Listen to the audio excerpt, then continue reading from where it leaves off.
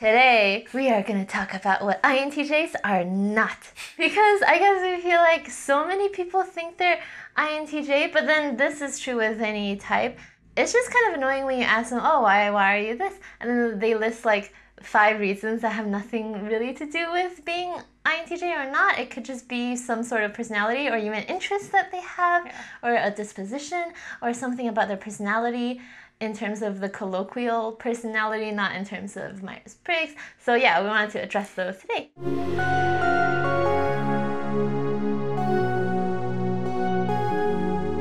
One thing INTJs are not are very decisive, especially compared to like other people who lead with like a dominant judging function.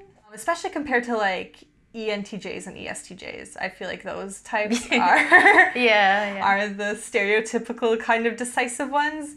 Generally just an I can take a really long time to like mull things over. Yeah, often I don't really know like which path to go. I guess we kind of use TE almost like internally sometimes. Like we're like, okay, this logically, we could do this in order to take that step in that path, or we could do this to take that step. But TE users are just like, okay, this is one path we could take. Let's just try it out right now. Let's do the thing. Let's see what happens. Oh, that's kind of interesting because I think actually INTJs get the stereotype of being decisive, while the TE dominants have the stereotype of being like ruthless, which being like harsh and like really I agree. The TE doms are way more decisive, or even like any judging, like dominant like judging, even like doms. Me. Like, you are. Maybe not with my life, but with my opinions. You know what I mean? Yeah. Similar in that vein, I wrote World Dominators / Evil Mastermind, which I think we covered a little bit here. Just to elaborate, I think if anything, NI is more of like a passive function in terms of how it operates in the world. It usually just searches for understanding. And tertiary FI in INTJs is usually really strong, especially in like older INTJs. They tend to have like really strong values. So it's often not as like nuanced as the FI values of like a introverted feeling dominant, like an ISFP or INFP, but this usually translates into like a really strong will, like the desire to do their own thing. Could lead to like nefarious things, but not necessarily. Like that would be like saying anyone with FI can do nefarious things. Yeah, or just that kind of like general stereotype that we're like cold or like unfeeling or something like that, that makes us into this villain caricature. I mean, I get probably why other types might perceive us that way. Oh yeah, see, that's my next point. I wrote not cold / emotionless, though they may seem so because of FE blindness. They show, okay, so I wrote they show feelings, which is like all high TE users, they show feelings in a more TE way, which might be foreign to some people because it's not very like fuzzy, it's more just action oriented. And we're probably more intentional with like showing our feelings and stuff too. It might not just like kind of come out from us like FE users or even like FI users, I think. You know what? Like I feel like I always get it when TE users are showing their feelings because it took me a while, but I realized that if I just interpret them with my brain instead of with my vibe feeler probes, then it's all good. Like they show their feelings so well if you just like use your analytical skills to deduce what they've done for you instead of be like, ooh, how do I feel about this person? That's like really unreliable when you try to interpret the INTJ or any high TE person. And we can be like, I think, kind of straightforward too. So it might come off in kind of like an unfeeling manner, but we're just like, okay, this is how I feel about the situation. Yeah. I can imagine like an INTJ saying to like a ESFJ, for example, I care about you, but they say it in a so like a blunt way that the ESFJ just doesn't believe them because there's no feeling, like there's no extroverted feeling behind it. Yeah, or if I'm trying to like empathize with someone, I might just be like, yeah, I understand that, or like that must be tough, but it's not like in an FE way where I can really convey that through the tone of my voice or like emotionally. So, but yeah, INTJs do have feelings and. Actually, it comes out more, I think, when we're a little bit comfortable enough around people to kind of like let our FISE play a bit more, then we're kind of a bit more impulsive and might just kind of like let our emotions flow a little bit easier, I think. The next point I have is hyper logical, which I actually think TI DOMs are more hyper logical. Yeah, no, that's so good. I put, how did I describe it? I put INTJs are not logicians, because I think like, yeah, like TI dominants are the kind of typical like logicians in that sense. Yeah, I think there's too much of a stereotype of you guys being like super impartial, which I don't think is true. Yeah. I think NI and FI are both really personal, although they are good at external logic and executing logic, but according to their personal desires. So they're good at like using their TE in the real world. And I think NI predictions usually kind of make it pretty accurate and effective. So people think, wow, they're like super logical, but it's all like fueled by that little like tertiary FI. Yeah, definitely. We kind of just like want to do what we want to do. So understanding like the logic of the world as a whole.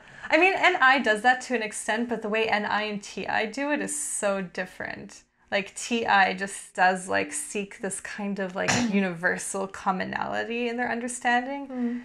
And I think NI is kind of like, oh man, I don't know if I can explain the difference right now. You know what's sad? I just realized this. This is so hilarious. I think if an SI user were to experience NI, they would be able to describe it in words, but the problem is all NI users who are experiencing NI don't have SI to describe it, so then no one understands what NI is. Yeah, I guess NI in the sense is based on SE, but SE that is collected from our own perspective, so in that sense it is a little bit more biased, where I think TI kind of takes in the filter of like FE, which I think kind of encompasses a lot of different perspectives and opinions. So it's a bit more universal, and we could just be kind of confined to like this slice of experience that we have been given on this earth in our lifetime, and that can be limiting in a sense. But also even just the word itself, like thinking, intuition. One is gotta be more logical than the other. I think just intuition is about any sort of ideas or concepts or understandings, but introverted thinking is supposed to be like a logical framework. Anyway, oh, so off topic. Yeah, I guess there's like the TI dominants actually try to find like logical mechanisms that link up these things. Yeah. Right, and NI is just kind of like looking at patterns and stuff, and I guess there's a TE externalization of it, but we're not really looking for these mechanisms right up front. Conversely, like maybe people know that INTPs and ISTPs are like really logical, but maybe they don't come off that way because their extroverted judging is extroverted feeling. That makes so much sense. Yeah, so they all come off like, oh, like feelings, like, woo.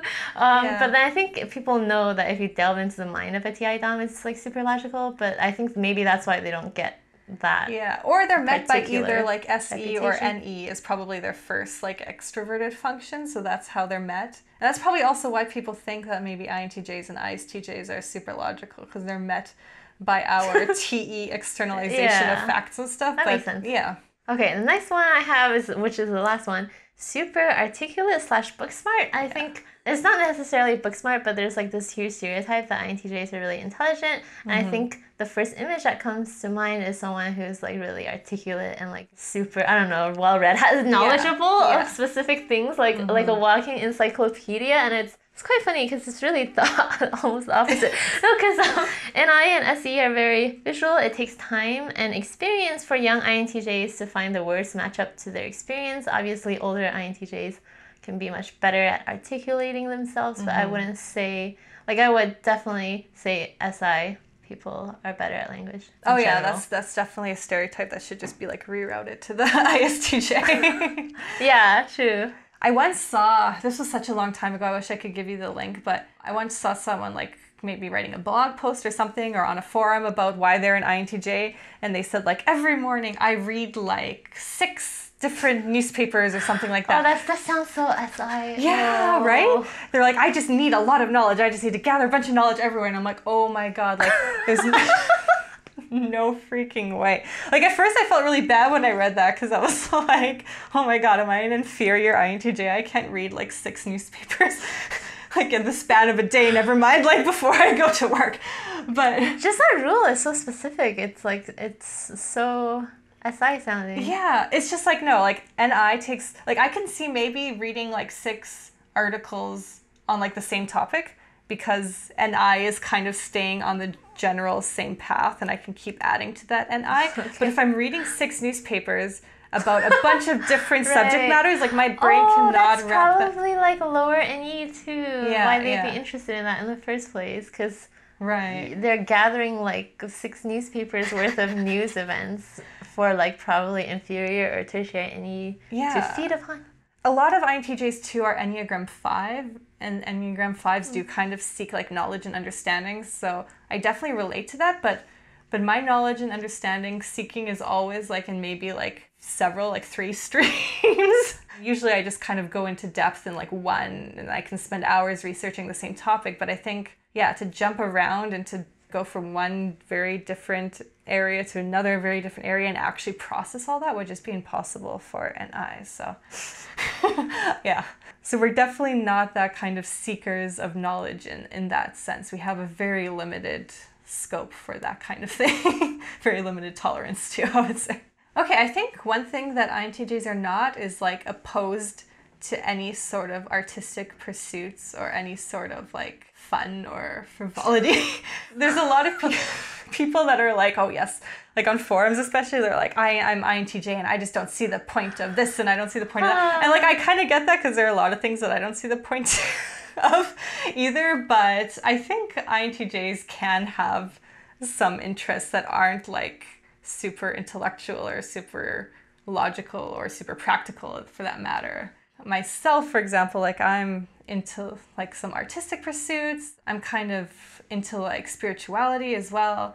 That's definitely something that you probably wouldn't hear associated with an INTJ. And there are like other NTJs I know as well who are kind of like into these sorts of things as well. So yeah, they are so drawn to their whole like SFP shadow self thing. A lot of these art things, they might partake. A lot of times you see they don't partake, but then they're so drawn to it. Like it's so common for it's like for me to be drawn to all this like business stuff. It's like for an NTJ to be drawn to these like artsy stuff or like just super random fun physical adventure stuff. Right, yeah. So common. Yeah, no, definitely. Like, and we do like enjoy like experiential things too, because I think a lot of the time it seems like we're just like holed up in our rooms and we're like, bah humbug. No, won't do anything social.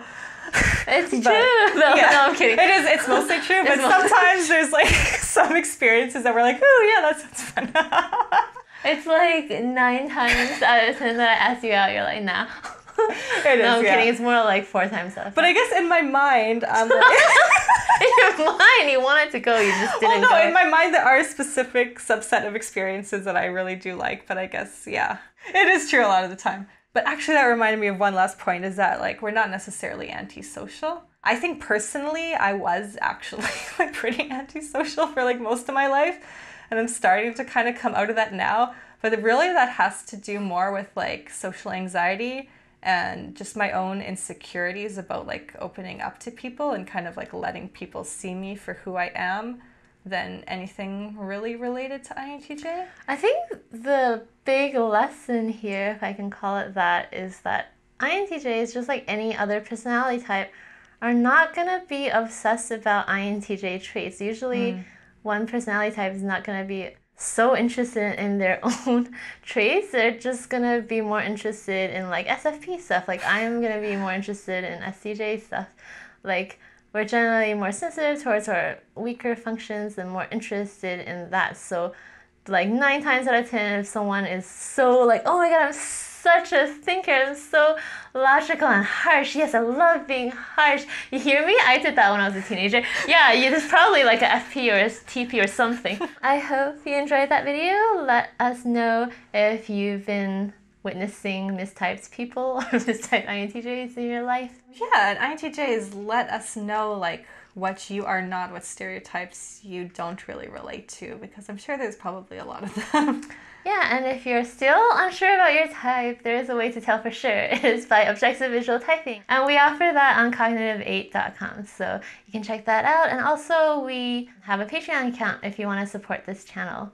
Thanks for watching, guys, and we'll see you next time. Bye!